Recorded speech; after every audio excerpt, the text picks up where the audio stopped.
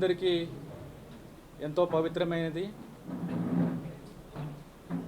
శ్రీ వెంకటేశ్వర స్వామి దేవాలయం. ఇంత పవిత్రమైన దేవాలయానికి ఎగ్జిక్యూటివ్ ఆఫీసర్గా ఇలాంటి దేవాలయాన్ని మేనేజ్ చేస్తున్న టీటీడీకి ఎగ్జిక్యూటివ్ ఆఫీసర్గా రావడం అనేది నా అదృష్టం కింద భావిస్తున్నాను. నేను డ్యూటీ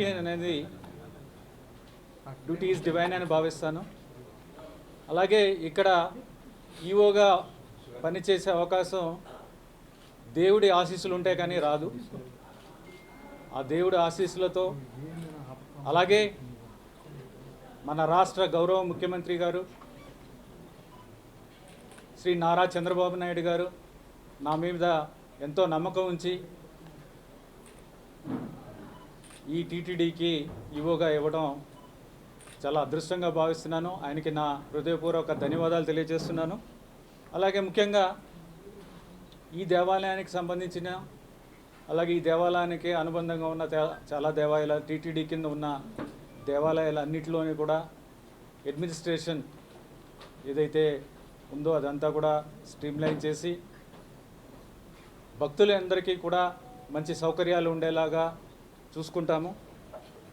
అలాగే ఏ పని చేసినా అకౌంటబిలిటీ ట్రాన్స్పరెన్సీ ఉండేలాగా చూసుకుంటాము. ఈ దేవాలయానికి ఎన్నో అసెట్స్ ఉన్నాయి. భక్తుల నుంచి కూడా కోట్లాది రూపాయల కానుకలు వస్తూ ఉంటాయి. ఇవన్నీ మేనేజ్ చేయాల్సిన బాధ్యత టీటీడీకి ఉంది. అలాగే as executive officer I have very big responsibility. So ఇవన్నీ కూడా ట్రాన్స్పరెంట్గా విత్ అకౌంటబిలిటీ చేస్తాము. అలాగే ఏ కార్యక్రమం చేసినా సరే ప్రొక్యూర్మెంట్స్లో కానీ కాంట్రాక్ట్స్ కానీ ఏదైనా కానీ చేసినా సరే అవన్నీ కూడా కరెక్ట్గా జరిగేలాగా యాజ్ పర్ నామ్స్ జరిగేలాగా ట్రాన్స్పరెంట్గా జరిగేలా చూస్తాము. అలాగే భక్తులకి ఇవ్వాల్సిన ఫెసిలిటీస్ అన్నీ కూడా వాటి మీద దృష్టి పెడతాము.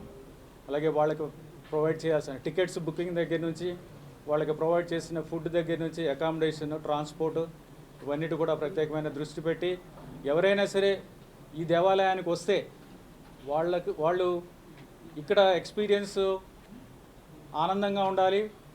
ఆ తర్వాత ఇక్కడ నుంచి వెళ్ళిన తర్వాత వాళ్ళు జీవితాంతం ఈ ఎక్స్పీరియన్స్ గుర్తుండిపోయేలా ఉండాలి. ఆ విధంగా అన్ని చర్యలు తీసుకుంటాము. అలాగే టీటీడీ తరపు నుంచి ఎన్నో చారిటబుల్ యాక్టివిటీస్ చేస్తున్నారు. ఎడ్యుకేషన్ కానీ హెల్త్ కానీ ఇవన్నీ కూడా బాగా జరిగేలాగా ఇంకా ఇంప్రూవ్ అయ్యేలాగా చేస్తాము.